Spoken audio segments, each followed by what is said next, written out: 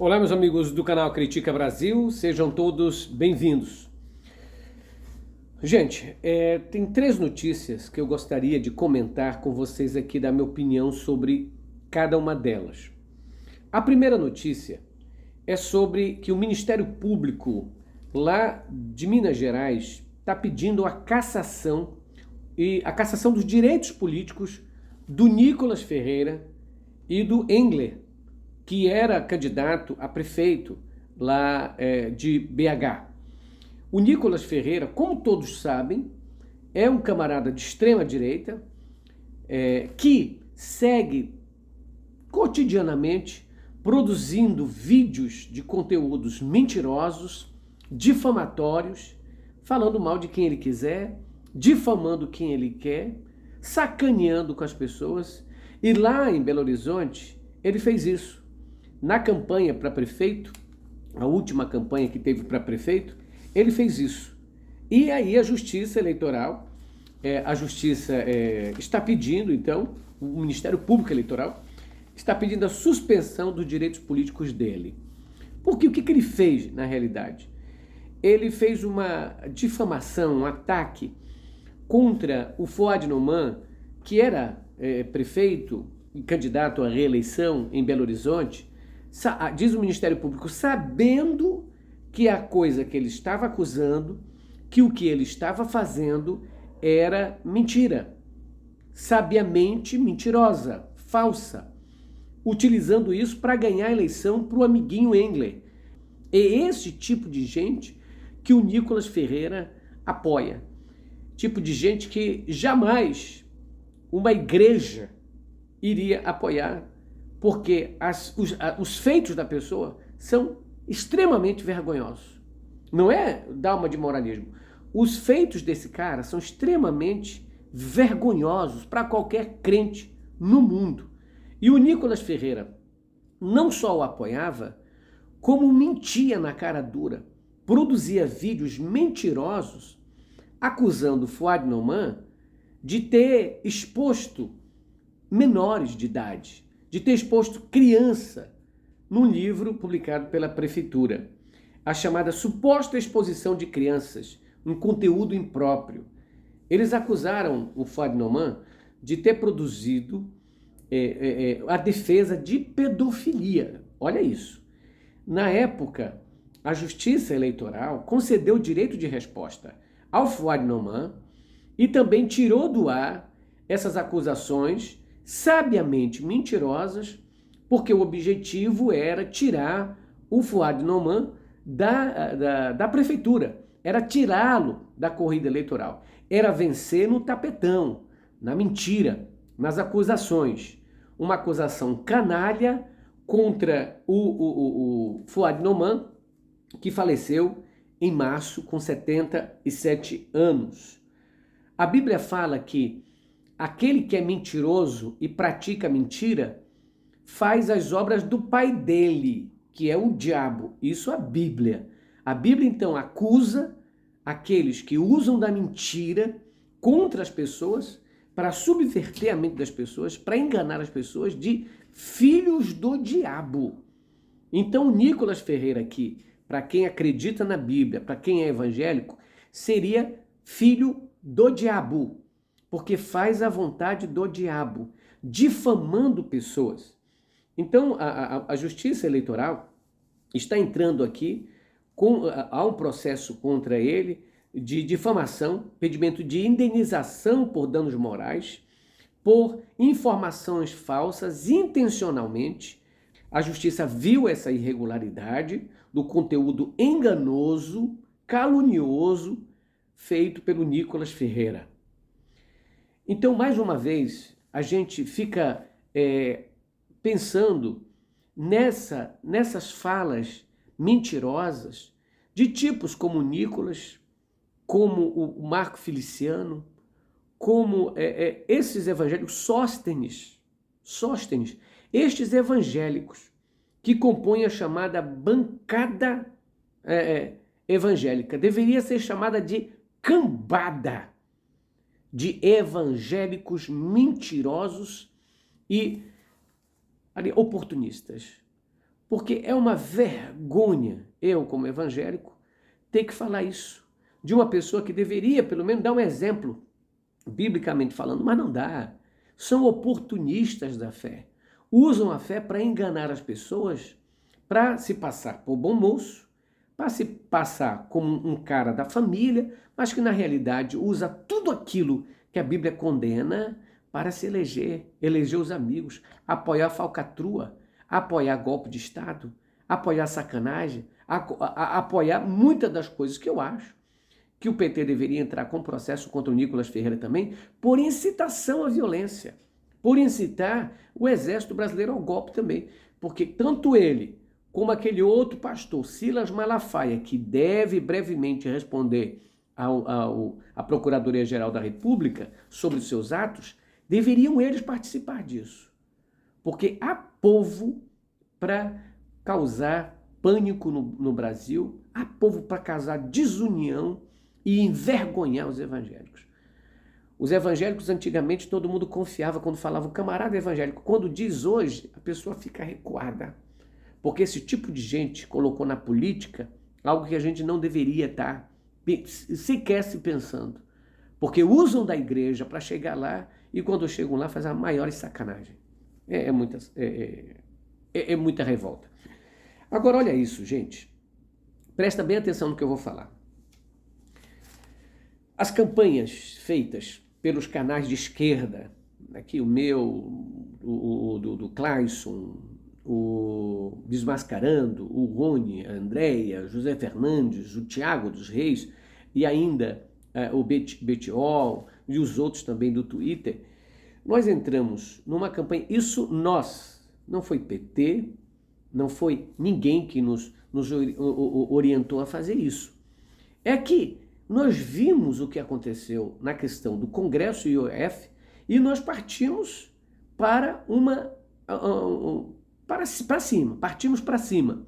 E aí foram produzidos aqueles vídeos curtos para alertar a população que o que estava acontecendo no Congresso era um estilo motim contra o presidente da República.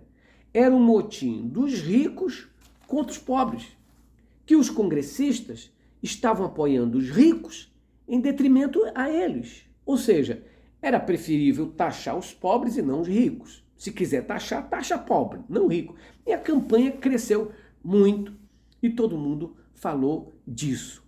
Agora veja o que saiu na Atlas, publicado pela Bloomberg.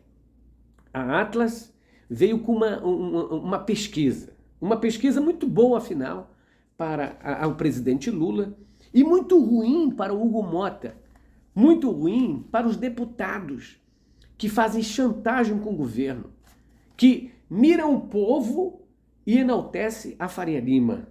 Então, presta bem atenção. 90%, eu digo 90% dos brasileiros não confiam no Congresso Nacional. Não confiam. 63% dos brasileiros não têm nenhuma confiança no Congresso Nacional. Eu disse nenhuma confiança no Congresso Nacional. E 27% dizem ter pouquíssima confiança. Ou seja, 90% não confia no Congresso. Se eu digo que, olha, eu não confio nessa pessoa, não tenho nenhuma confiança nessa pessoa, e eu tenho um pouquinho de confiança, se eu tenho um pouquinho de confiança, é que eu desconfio, eu não confio. Mas os jornais muito dos seus sacanas, eles contra o governo, eles querem colocar assim, 51% não gosta do governo, porque falou isso, pouco e nada. Mas aqui, quando é do Congresso, eles falam que não. Só 63% dos brasileiros não têm uma confiança. Não, 90%. Porque é 63% mais 27%, que dizem ter pouca confiança. Se eu tenho pouca confiança em alguém, eu não confio nessa pessoa. Porque ou você confia ou você não confia. Então, eles não confiam no Congresso Nacional. O Congresso Nacional mal representado. Milionários e bilionários entrando no Congresso Nacional, entrando na política para fazer leis que favoreçam os próprios ricos. para que favoreçam a eles mesmos. Então vejam aqui que a maioria do povo brasileiro não confia. Aliás, o Atlas Intel, ele fez a pesquisa perguntando das instituições. E no Tribunal Superior Eleitoral, você confia? No governo, no executivo, você confia? Nem tal, você confia? Olha só, o governo federal, o executivo, foi o mais bem avaliado, ele e a Justiça Eleitoral. 38% confiam bastante e 14% confiam. Isso, governo federal e Justiça Eleitoral. 38% para a Justiça Eleitoral e 16%. E para o governo federal, 38% e 14%. Então nós temos aí uma grande diferença entre confiança no governo federal e desconfiança completamente no Congresso Nacional. E olha que essa pesquisa, ela foi feita do dia 27 ao dia 30 de junho. Não pegou aquela parada forte da campanha contra o Congresso. E imagine se fosse feita hoje, porque o Congresso está assim, usurpando o poder da presidência. Inclusive, agora para o aumento de deputados, o Lula disse que não vai sancionar, e o Alcolumbre disse, deixa comigo que eu vou sancionar. Não se preocupe, se ele não quiser, eu sanciono. Ou seja, o cargo de presidência está ficando o quê? De enfeite? Enfeite é simbólico? O Congresso Nacional vai decidir tudo por nós? Quando 90% da população não confia nessa instituição? É preciso uma mudança. E a mudança está na tua mão, eleitor. Está na tua mão. Em 2026, vamos tirar estes que estão aí, deputados, que votam contra a população e que votam a favor dos super ricos. Taxar os super ricos eles não querem. Tirar dinheiro dos penduricários que os desembargadores e juízes federais têm, eles não querem. São milhões. Aliás, os gastos com esses tribunais, só de penduricários, dessa coisinha, ferinhas aqui, uma hora extra ali, somaram 6 bilhões. Orçamento maior do que o pé de meia, do que o Vale Gás. Então tá demais.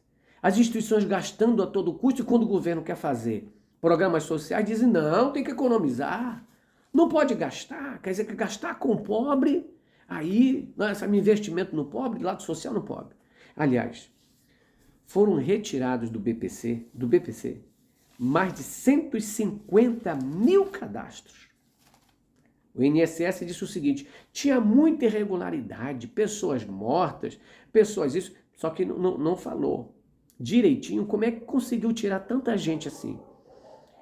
Eu fui visitar um lugar aqui em Manaus, onde eu morei quando eu era adolescente, e lá naquele lugar, uma comunidade pobre, encontrei dois idosos, doentes, um com mal de Parkinson e outro, um senhorzinho bem velhinho, que tiraram o BPC deles na cara dura.